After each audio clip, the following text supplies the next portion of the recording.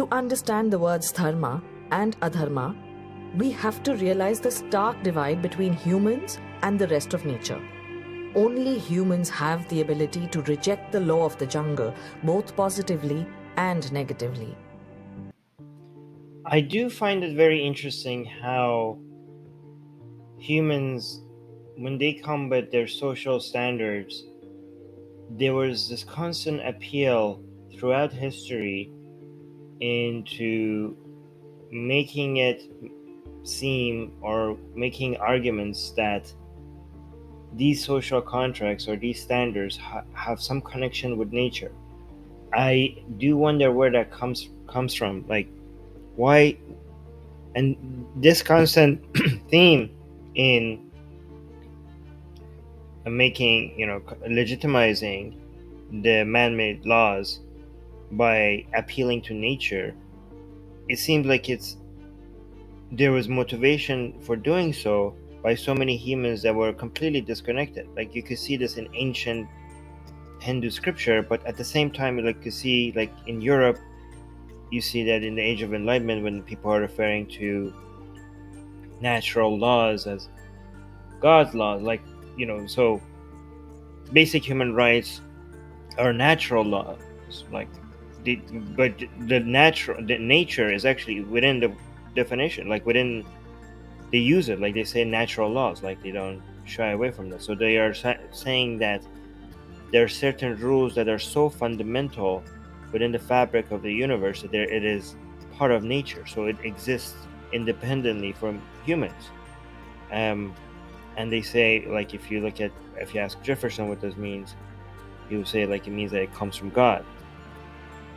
But it's almost as if, like, the utility of these laws are not good enough. Like, other people, it's a marketing strategy, I guess, that other people have to be convinced that these are laws that you have to follow because it's beyond human.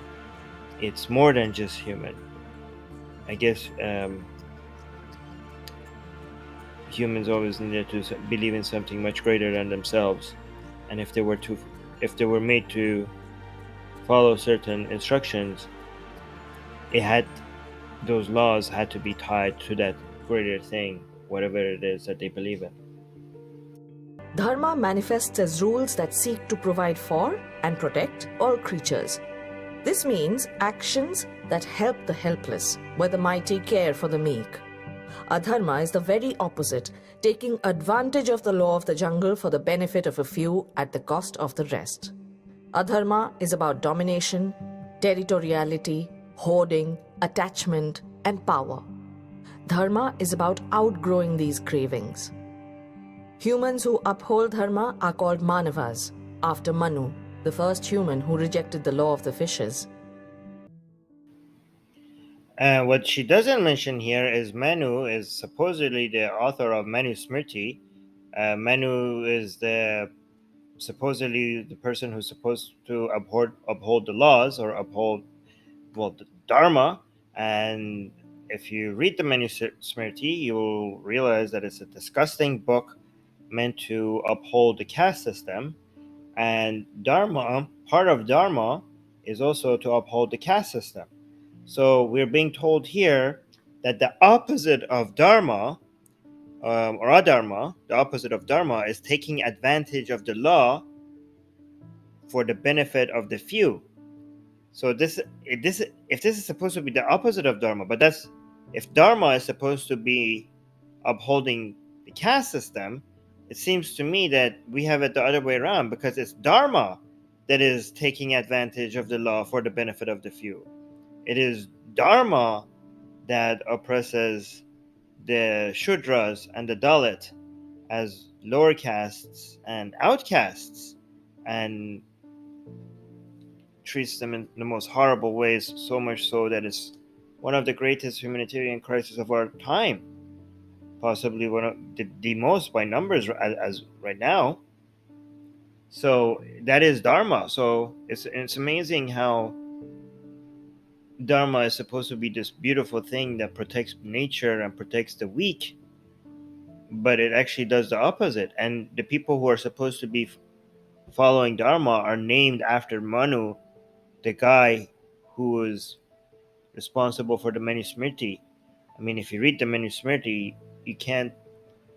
It's hard not to puke the way that it talks about the weakest of the society, people that is people that is supposed like if you're supposed to protect the weak, maybe abandon the caste system because you are creating the weak. You are holding people down at the cost of I can't get over the line that she said. She says the opposite of dharma are the people who are taking advantage of the law for the benefit of the few at the cost of the rest. Well, the few that are taking under dharma, under following the dharma in the Manusmriti, the few who are taking advantage of the rest are the Brahmins. They are the few who are living better lives at the cost of the rest. This is opposite. This is completely the opposite of what is being portrayed here. There are 4 stations in society. Brahmana, the station involved with spiritual activities. Kshatriya, the station involved in administrative activities.